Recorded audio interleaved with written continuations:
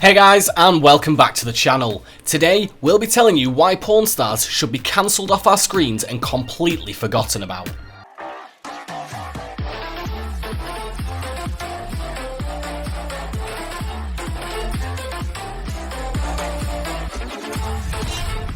So, Rick can't help himself. He loves to get involved in topics of conversation that are not his area of expertise.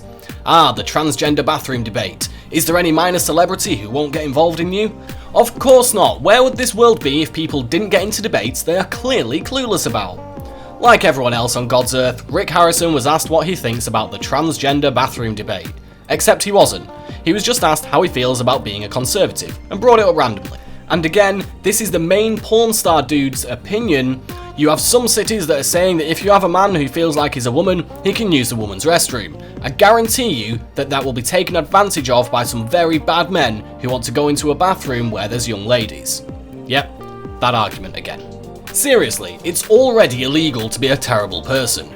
Making it so non-terrible trans women can pee in peace wouldn't make it more likely that terrible men could be terrible. They're going to be that way anyway. Besides, why the guy from Porn Stars felt the need to go on about it is beyond us. His show has nothing to do with it, and quite frankly, nobody asked him. And next, so the porn stars are clearly sexist. As the one time they get a female worker on the show in the shop, they go and fire her. Porn Stars is far from the only bastion of sexism, but it's seemingly gone out of its way to be sexist. Namely, when it outright fired a young woman simply because she had previously been naked online. And not like the day before or anything. The show, whose very freaking name is a pun on porn stars, fired one of their workers, Olivia Black, because she used to work in the porn industry. Like, what? Wouldn't that make your show seem more authentic? So not one to take a sexist firing lying down, Black sued porn stars for, well, being awful, though the legal term was discrimination. Her goal was to get back on the show. She hadn't been fired from the porn shop, just fired from the show about the porn shop, because that's not confusing. Ultimately, she decided the shop and the show weren't worth it, and so she went back to nude modelling.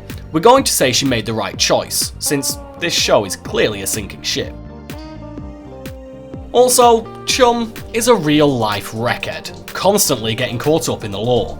Chumlee, the adorable dimwit of the show, has proven to be a fan favourite.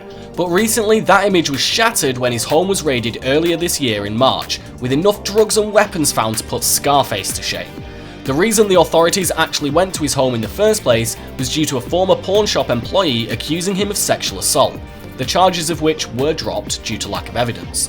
So right off the bat, this story is incredibly dark. The police seized marijuana, methamphetamine and drug paraphernalia in such great amounts they actually suspected him of being a drug dealer. They also found 12 guns, only 4 of which were actually registered by Chumlee, and a Chum Chum room where they found a dancing pole, a bag of white powdery substance, and a dollar bill with white residue. After Chumlee was exposed as a Grand Theft Auto villain, he was arrested and charged with various drug and gun crimes. Chumlee took a plea in May, which allowed him to remain out of prison with 3 years probation, leaving him with plenty of time to chum chum, though hopefully drug-free this time. The effects of this scandal were clearly felt, or at least we assume they were, since History Channel has remained completely mute about the whole ordeal. So this begs the question, will Chumlee ever return to the show? This, along with Rick possibly reducing his role, means that the two most well-known cast members of the show might not return in the future.